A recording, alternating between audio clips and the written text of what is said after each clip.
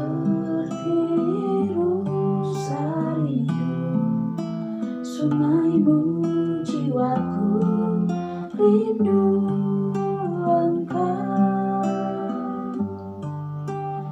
Kaulah Tuhan hasrat hatiku, ku rindu menyembahmu. Engkau kekuatan dan perisaiku, kepadamu rohku berserah. Kaulah Tuhan hasrat hatiku, ku rindu menyembahmu.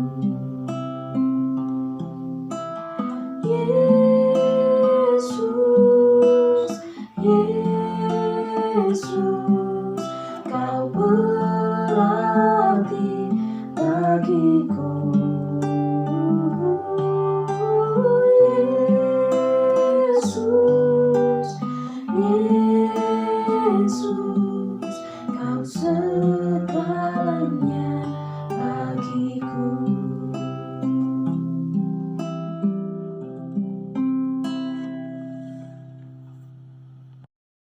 Puji Tuhan, Bapak, Ibu, Saudara-saudari yang dikasihi Tuhan Yesus Kristus, kita bersyukur kepada Tuhan atas anugerah Tuhan yang Tuhan berikan bagi kita sehingga pada malam ini kita bisa kembali bersekutu dengan Tuhan di dalam kebenaran firman Tuhan. Saya percaya ini semua karena kemurahan Tuhan dalam kehidupan kita. Bapak, Ibu, sebelum kita mendengar kebenaran firman Tuhan, saya ingin mengajak kita berdoa bersama supaya kebenaran firman Tuhan itu bisa tertanam dalam kehidupan kita dan kita bisa pakai untuk memuliakan Tuhan dalam kehidupan kita. Kita berdoa. Bapa kami yang ada dalam kerajaan surga, pada saat ini kami mengucap syukur atas semua anugerah Tuhan yang Tuhan berikan bagi kami, sehingga pada malam ini kami bisa kembali bersekutu dengan Tuhan dalam kebenaran firman Tuhan. Kami percaya ini karena kemurahan Tuhan dalam kehidupan kami. Terima kasih Tuhan, terima kasih. Dan kalau sebentar Tuhan, kami mohon biar hikmat Tuhan ada dalam kehidupan kami, supaya ketika firman Tuhan disampaikan, firman Tuhan itu bisa tertanam dalam kehidupan kami, dan kami bisa pakai untuk memuliakan Tuhan dalam kehidupan kami. Terima kasih Tuhan, hanya dalam nama Tuhan Yesus Kristus kami siap mendengar kebenaran firman Tuhan. Haleluya, amin. Nah, Bapak, Ibu, Saudara-saudari yang dikasihi Tuhan Yesus Kristus, pada malam ini kembali kita akan melihat kebenaran firman Tuhan yang saya ambil dari kitab Mazmur pasalnya yang ke-78. Ya, pada saat ini kita sudah sampai pada Mazmur pasal yang ke-78. Mazmur ini adalah Mazmur pujian yang dinyanyikan oleh Asaf untuk umat Israel. Ya. Mengapa, apa isi pujian dari Mazmur ini? Mazmur ini ditulis untuk mengingatkan umat Israel mengapa mereka bisa memiliki banyak sekali hukuman yang berat dari Allah yang menimpa mereka sepanjang sejarah hidup mereka. Ya. Tujuannya adalah untuk mengingatkan bangsa ini supaya mereka bisa sadar dan bisa kembali kepada Allah. Bapak, Ibu, Saudara-saudara yang dikasihi Tuhan Yesus Kristus, umat Allah dewasa ini harus memperhatikan Mazmur ini dengan cermat. Karena banyak gereja dan dominasi gereja di akhir-akhir ini yang telah kehilangan pengajaran yang benar dan tidak lagi mengandalkan kuasa Allah atau kuasa Roh Kudus di dalam kehidupan mereka. Mereka hanya melakukan ibadah mereka karena mereka bisa. Mereka hanya melakukan ibadah mereka, liturgi ibadah yang mereka lakukan adalah liturgi mereka yang sesuai dengan apa yang menjadi kemampuan mereka. Hanya berdasarkan skill dan kemampuan di dalam kehidupan mereka. Nah, Bapak, Ibu, Saudara yang dikasihi Tuhan Yesus Kristus, melihat keadaan yang seperti ini, apa yang harus kita lakukan sebagai gereja Tuhan di zaman ini? Mari kita baca di dalam Alkitab. Saya akan mengajak kita semua membuka Alkitab kita di dalam kitab Mazmur pasalnya yang ke-78. Kita akan membaca mulai dari ayatnya yang pertama sampai ayatnya yang ke-11 ya, karena Mazmur ini cukup panjang, jadi nanti Bapak Ibu baca di rumah yang lainnya. Tapi saya akan membaca mulai dari ayatnya pertama sampai ayat yang ke-11 untuk kita. Allah dan umatnya, nyanyian pengajaran Asaf. Dengarlah ajaranku, hai bangsaku, perhatikanlah kata-kataku. Aku mau mengucapkan pepatah dan perumpamaan dan menerangkan teka-teki zaman dahulu, hal-hal yang kami dengar dan kami terima, yang disaksikan oleh nenek moyang kami. Kami tidak mau merahasiakannya terhadap anak-anak kami. Kami mau mewartakan kepada angkatan yang kemudian tentang kuasa Tuhan dan karya-karyanya yang besar, serta perbuatan-perbuatannya yang ajaib. Kepada bangsa Israel Ia memberi hukumnya, dan kepada keturunan Yakub perintahnya. Ia menyuruh nenek moyang kita mengajarkannya kepada anak-anak mereka, supaya angkatan berikut mengenalnya, lalu meneruskannya kepada anak-anak mereka.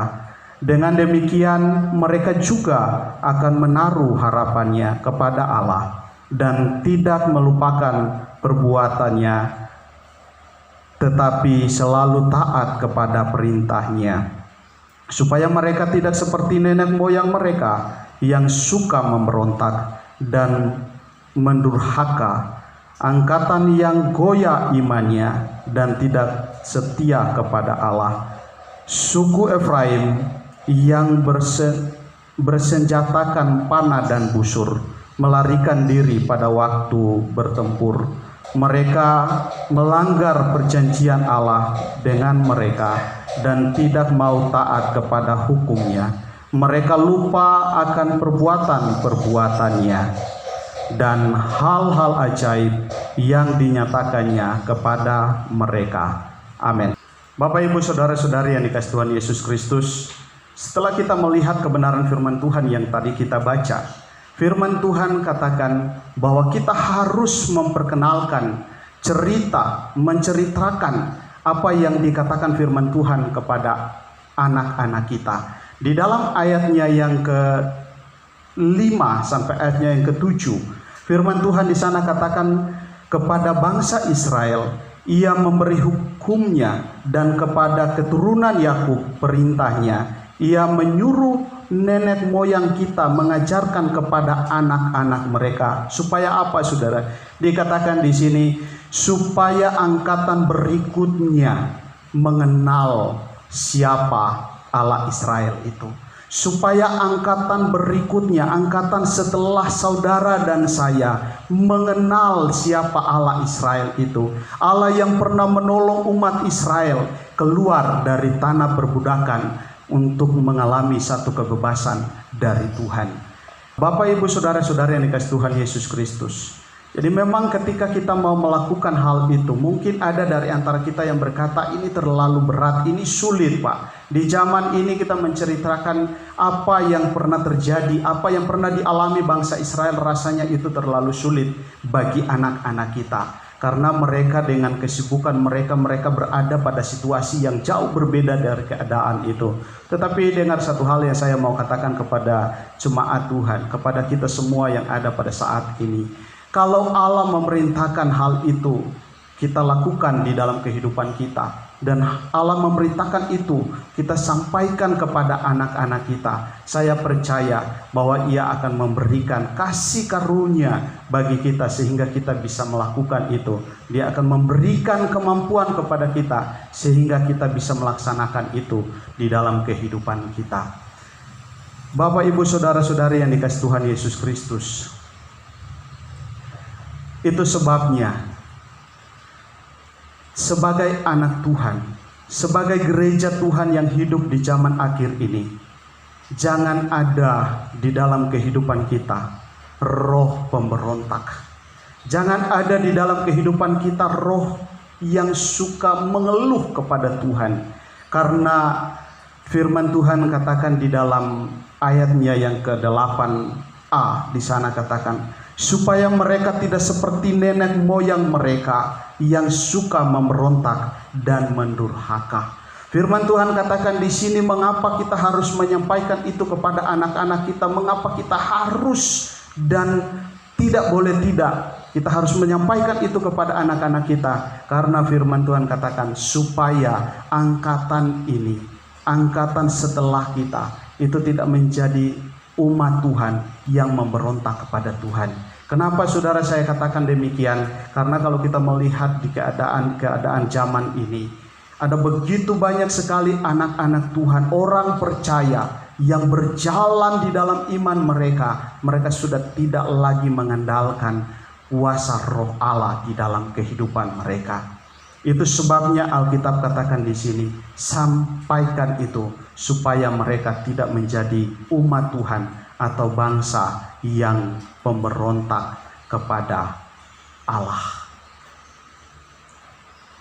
Mereka tidak melupakan pengajaran firman Tuhan seperti yang dikatakan di dalam Mazmur pasalnya yang ke-78 ini, ayatnya yang ke-9 sampai ayat yang ke-11. Firman Tuhan di sana katakan, suku Efraim yang bersenjatakan panah dan busur melarikan diri pada waktu bertempur. Mereka melanggar perjanjian Allah dengan mereka dan tidak mau taat kepada hukumnya.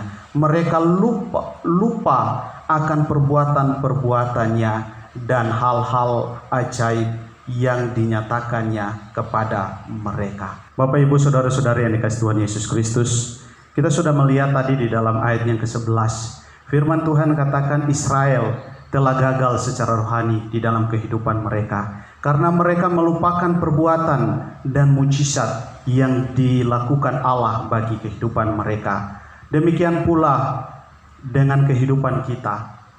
Kita tidak boleh melupakan perbuatan dan mujizat Tuhan di dalam kehidupan kita. Karena jika kita melakukan hal itu di dalam kehidupan kita, efeknya adalah kita akan mengalami kegagalan di dalam kehidupan kita sebagai anak-anak Tuhan. Allah kita adalah Allah yang penyayang.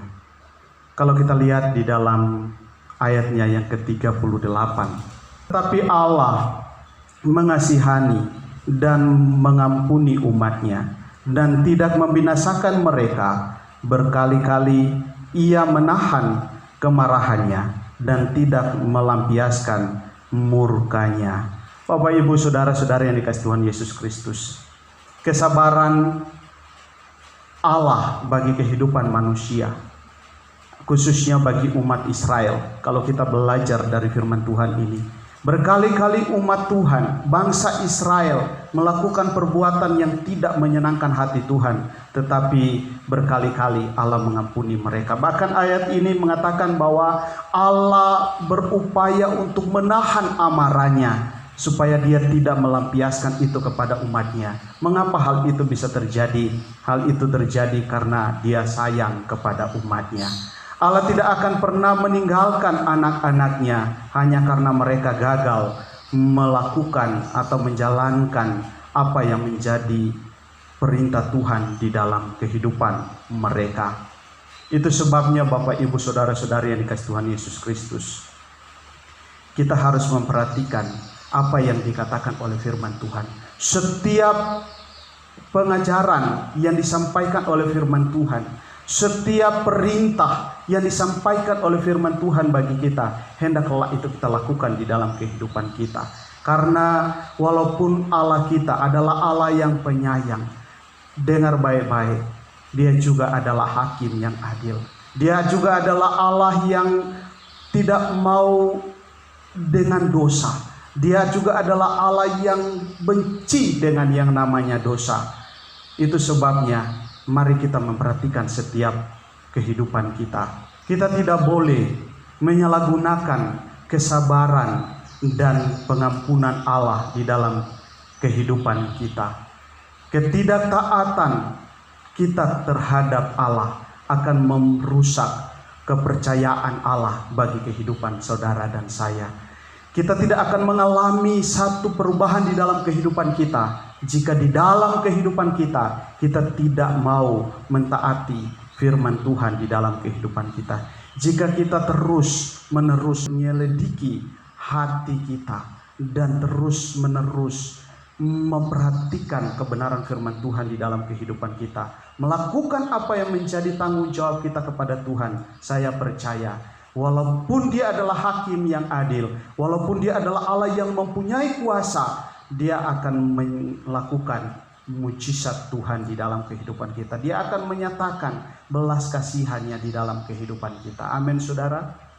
Biarlah kebenaran firman Tuhan ini menjadi pegangan dalam kehidupan kita untuk terus bertumbuh di dalam Tuhan. Amin. Shalom. Berikut adalah pokok doa syafaat yang bisa kita panjatkan pada malam hari ini. Dipersilahkan untuk mencatat atau men-screenshot tayangan ini.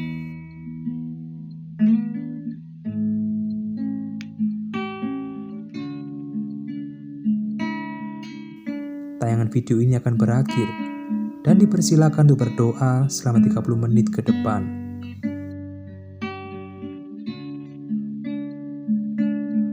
Sampai bertemu pada ibadah doa Philadelphia mendatang. Selamat malam, Tuhan memberkati.